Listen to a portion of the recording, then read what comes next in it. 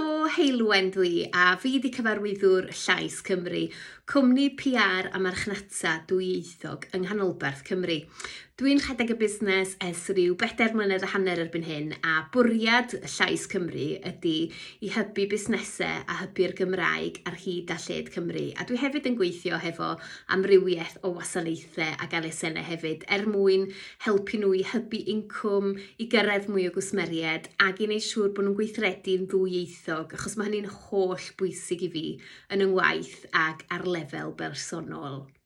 Yn gynharach eleni, fi sy'n ffodus iawn i dderbyn cefnogaeth gan Cronfa her ARFOR, a dwi mor ddiolchgar i'r Cronfa her am y gefnogaeth yna ac am alluogi fi a Llais Cymru i ddod a'n syniad newydd i yn fyw, oherwydd fyswn i ddim wedi gallu dod a ffenest siop i fywyd mor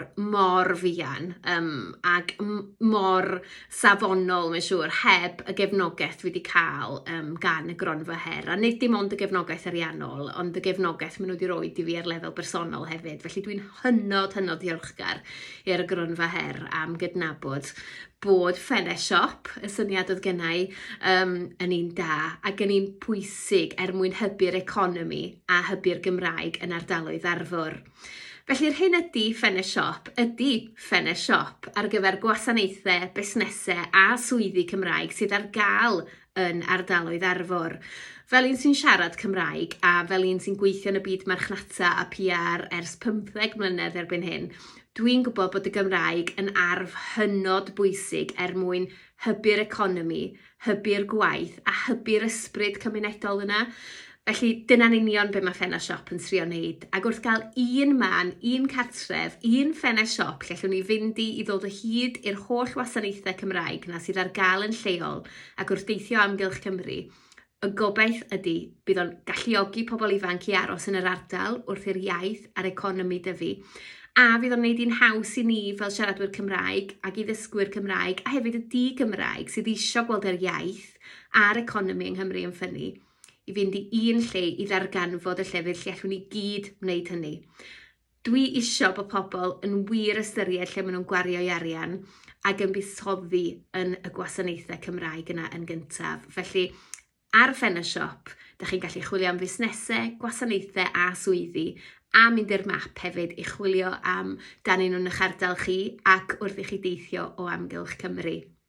Ar ben hynny, mae yna bodlediad, felly mae pawb sy'n ymuno efo ffenest siop fel busnes neu wasanaeth neu elusen yn cael y cyfle i ymddangos ar y podlediad.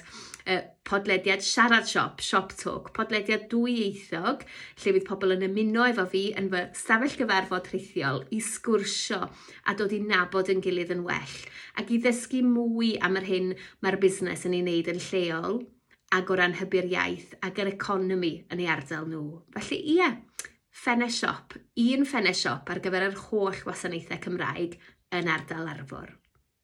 Uchelgais fi efo ffenest siop ydy bod y prosiect yn cael effaith bositif iawn ar yr iaith a'r economi yn ardaloedd ARFOR. Wrth i bobl fynd ati i gefnogi'r busnesau a gwasanaethau Cymraeg sydd ar gael yn lleol, a hefyd wrth i'r di-Gymraeg sydd yn masnachu ac yn rhedeg busnesau a gwasanaethau yn ardal ARFOR i weld be ydy gwerth y Gymraeg yn yr ardaloedd yna a buddsoddi yn yr iaith, buddsoddi mewn recriwtio staff sydd yn siarad Cymraeg, fel bod yn pobl ifanc ni o hyn ymlaen a hefyd pobl o bob oedran efo mwy o gyfleoedd i weithio a byw a mynd o gwmpas y lle o ddydd i ddydd yn siarad mwy o Gymraeg, gan wybod bod nhw'n hybu'r economi ac yn hybu'r iaith ar yr un pryd. Felly dyna be dwi'n gobeithio fydd gwaddol ffenest siop, a dwi wir yn gobeithio wrth i mwy o bobl ymuno efo'r platfform y bydd o'n ysgogi mwy o bobl i weithredu'n ddwyieithog yn ardaloedd ARFOR a thu hwnt.